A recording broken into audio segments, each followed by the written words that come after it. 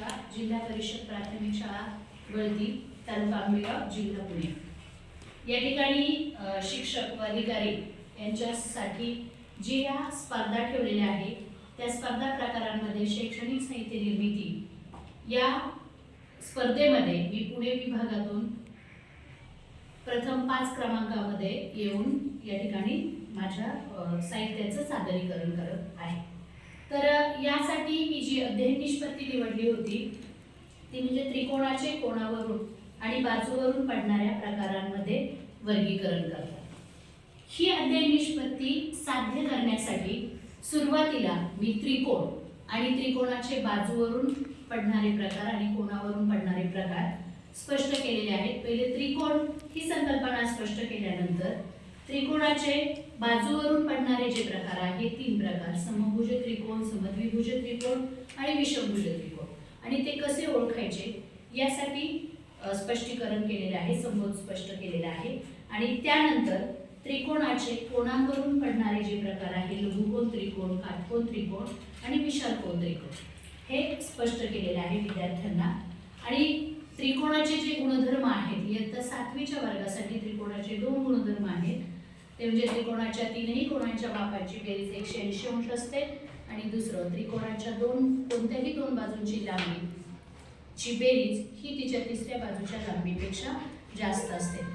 यासाठी सर्वात महत्त्वाचं म्हणजे मी सुरुवातीला या सर्व त्रिकोणांच्या व्याख्या विद्यार्थ्यांना स्पष्ट केल्या। त्यानंतर विविध त्रिकोण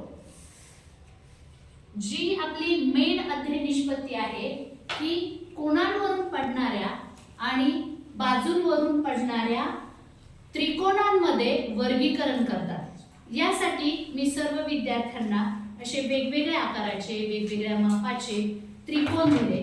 नंतर सुरुवातीला त्या सर्व त्रिकोणांच्या प्रत्येक विद्यार्थ्याला जो त्रिकोण आलेला आहे त्या त्रिकोणाच्या बाजूची लांबी प्रत्येकाकडून मोजून घेतली, 3ही बाजूंची, आणि त्या 3ही बाजूंच्या लांबीवरून त्रिकोणाचे बाजूवरून पडणारा जो प्रकार आहे तो कोणत्या गटामध्ये बसतो हे विद्यार्थ्यांकडून समजून घेतलं।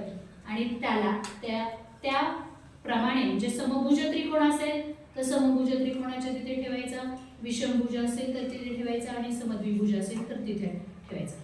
यानंतर त्याच त्रिकोणाच्या किंवा दुसरीही आकृती देऊन त्या प्रत्येक विद्यार्थ्याकडून त्या त्रिकोणाच्या 3ही कोणांचं माप किती अंश आहे हे प्रत्येक विद्यार्थ्याला मोजायला लागतं।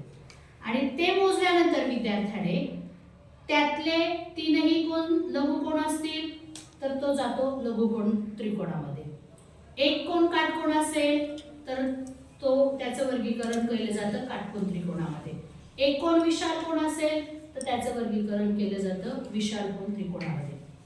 आणि सर्वात महत्त्वाचं म्हणजे मी आवर्जून या ठिकाणी सांगू शकते की माझ्या 32 वर्षाच्या सेवेमध्ये मी अशी ऍक्टिव्हिटी घेतली नव्हती। मी वर्गामध्ये त्रिकोणाचे बाजूवरून पडणारे प्रकार, त्रिकोणाचे कोणावरून पडणारे प्रकार हे विद्यार्थ्यांना समजून दिले आणि त्यांच्याकडून ते काढूनही घेतले, परंतु एक विशिष्ट आकाराचा त्रिकोण त्या विद्यार्थ्याला देऊन त्याच्याकडून त्याचं माप घेणं किंवा लांबी मोजून घेणं, कोण मोजून घेणं अशी ऍक्टिव्हिटी घेतली नव्हती।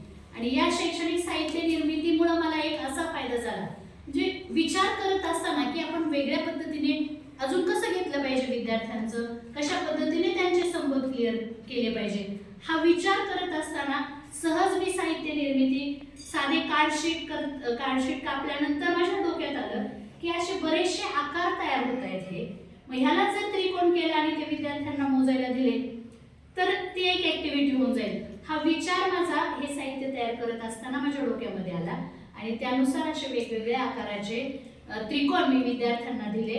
त्यांच्याकडून त्यांची लांबी मोजून घेत असताना, कोण मोजून घेण्यात असतानाचा हा जो अनुभव आला, आणि ही एक गोष्ट प्रकर्षाने जाणवली की बरेचशा विद्यार्थ्यांना लांबी कशी मोजायची, कोण कशा मोजायच्या इयत्ता 6वी पर्यंत आलं तरी माहीत नव्हतं। मग ह्या ऍक्टिव्हिटीचा हा फायदा झाला की वर्गातील सर्व विद्यार्थी प्रत्येक त्रिकोणाची लांबी मोजून तो त्रिकोण कोणत्या प्रकारात जातो बाजूच्या लांबीवरून, तो बाजूचे जे प्रकार आहे बाजूवरून पडणारे त्या गटामध्ये ते वर्गीकरण करू लागले आणि कोणावरून पडणारे जे प्रकार आहेत त्याच्यामध्ये ते वर्गीकरण करू लागले. आणि खरोखरच मी आपल्या संचालक साहेबांना धन्यवाद देते की त्यांनी ही सर्व शिक्षक आणि अधिकाऱ्यांसाठी जी स्पर्धा आयोजित केली ती निश्चितच वर्गातील विद्यार्थ्यांची गुणवत्ता सुधारण्यासाठी उपयुक्त अशीच आहे. धन्यवाद.